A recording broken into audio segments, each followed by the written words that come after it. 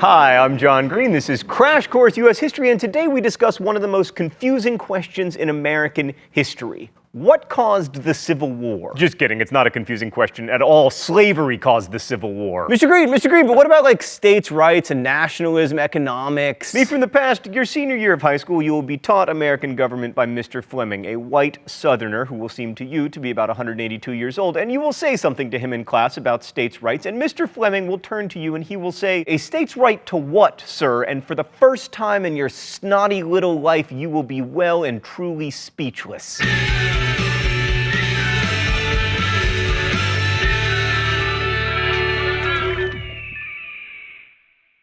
The road to the Civil War leads to discussions of states' rights, to slavery, and differing economic systems, specifically whether those economic systems should involve slavery, and the election of Abraham Lincoln, specifically how his election impacted slavery, but none of those things would have been issues without slavery. So let's pick up with the most controversial section of the Compromise of 1850, the Fugitive Slave Law. Now, longtime Crash Course viewers will remember that there was already a fugitive slave law written into the United States Constitution. So what made this one so controversial? Under this new law, any citizen was required to turn in anyone he or she knew to be a slave to authorities, and that made like every person in New England into a sheriff, and it also required them to enforce a law they found abhorrent. So they had to be sheriffs, and they didn't even get little gold badges. Thought people can I have a gold badge? Oh.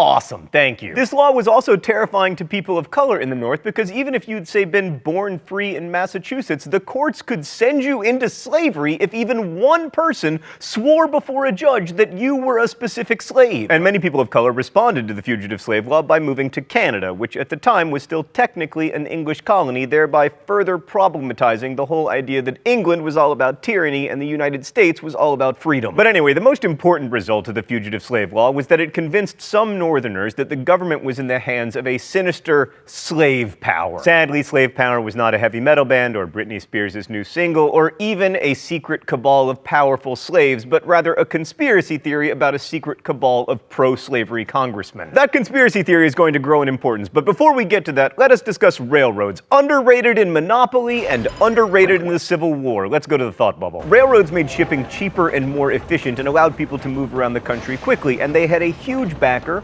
also a tiny backer, in the form of Illinois Congressman Stephen Douglas, who wanted a transcontinental railroad because, one, he felt it would bind the Union together at a time when it could use some binding, and two, he figured it would go through Illinois, which would be good for his home state. But there was a problem. To build a railroad, the territory through which it ran needed to be organized, ideally as states, and if the railroad was going to run through Illinois, then the Kansas and Nebraska territories would need to become state-like, so Douglas pushed forward the Kansas-Nebraska Act in 1854. The Kansas-Nebraska Act formalized the idea of popular sovereignty, which basically meant that white residents of states could decide for themselves whether the state should allow slavery. Douglas felt this was a nice way of avoiding saying whether he favored slavery. Instead, he could just be in favor of letting other people be in favor of it.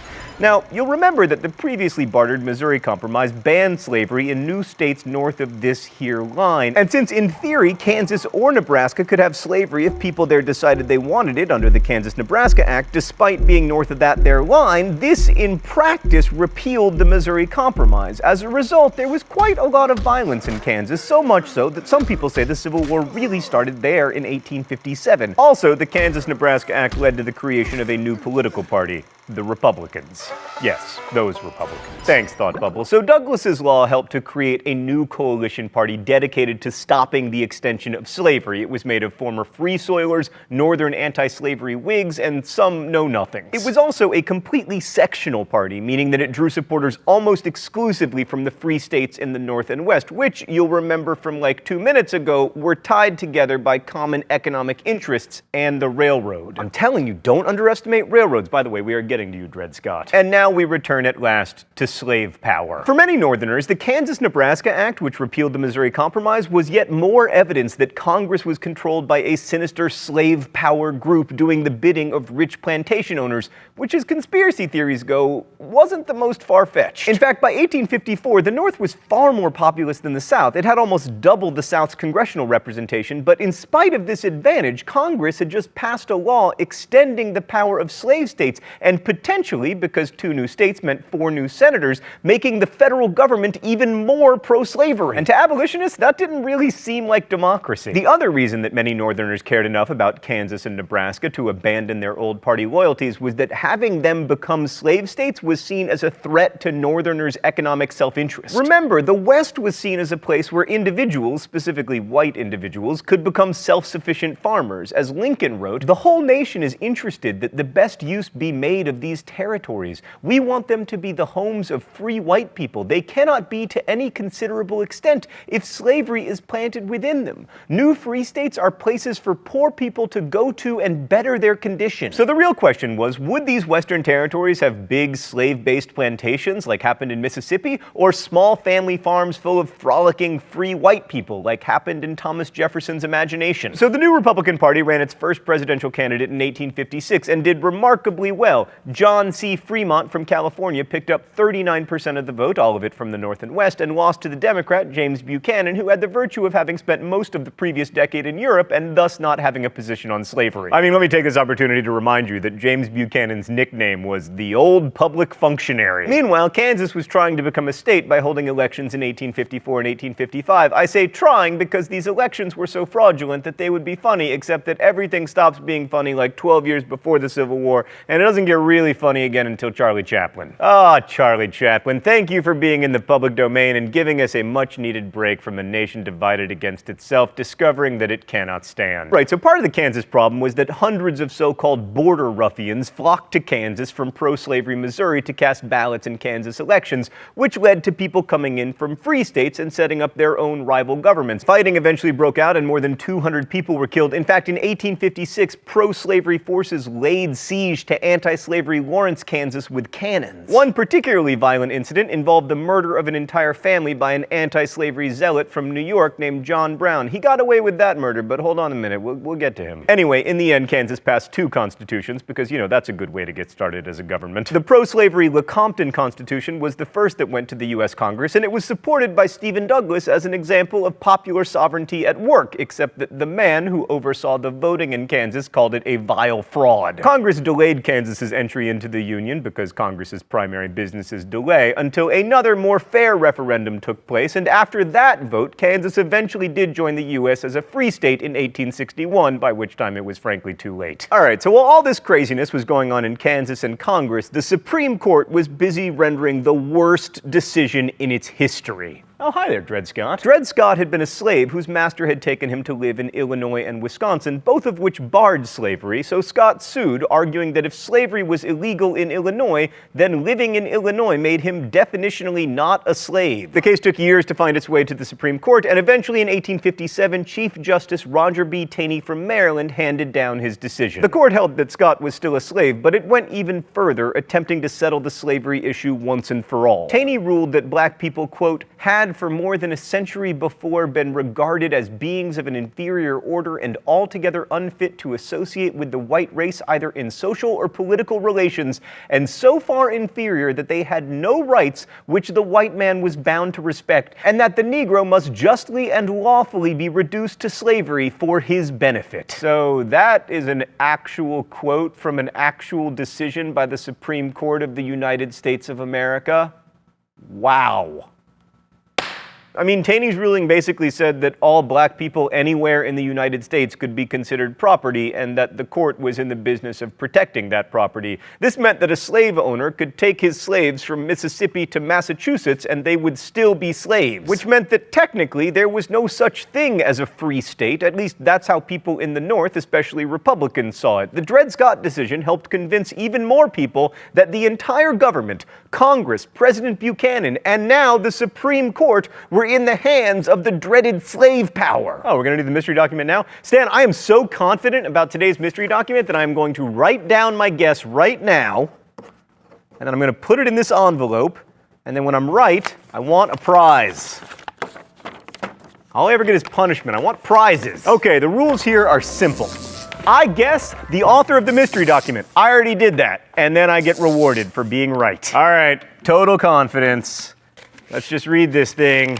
and then I get my reward. I look forward to the days when there shall be a servile insurrection in the South, when the black man shall assert his freedom and wage a war of extermination against his master, when the torch of the incendiary shall light up the towns and cities of the South and blot out the last vestige of slavery. And though I may not mock at their calamity nor laugh when their fear cometh, yet I will hail it as the dawn of a political millennium.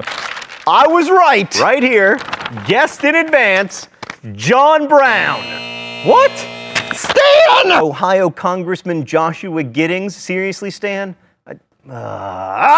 Whatever, I'm going to talk about John Brown anyway. In 1859, John Brown led a disastrous raid on the federal arsenal at Harper's Ferry, hoping to capture guns and then give them to slaves who would rise up and use those guns against their masters. But Brown was an awful military commander and not a terribly clear thinker in general, and the raid was an abject failure. Many of the party were killed, and he was captured, he stood trial, and was sentenced to death. Thus, he became a martyr to the abolitionist cause, which is probably what he wanted anyway. On the morning of his hanging, he wrote, "I, John Brown, am now quite certain that the crimes of this guilty land will never be purged away but with blood." Well, he was right about that, but in general, any statement that begins, "I, my name," yeah. And so the stage was set for one of the most important presidential elections in American history. Dun, dun, dun, dun, dun, dun. In 1860, the Republican Party chose as its candidate Abraham Lincoln, whose hair and upper forehead you can see here. He'd proved his eloquence, if not his electability, in a series of debates with Stephen Douglas when the two were running for the Senate in 1858. Lincoln lost that election, but the debates made him famous, and he could appeal to immigrant voters because he wasn't associated with the know-nothings. The Democrats, on the other hand, were, to use a historian term, a hot mess. The northern wing of the party favored Stephen Douglas, but he was unacceptable to voters in the Deep South, so Southern Democrats nominated John C. Breckinridge of Kentucky,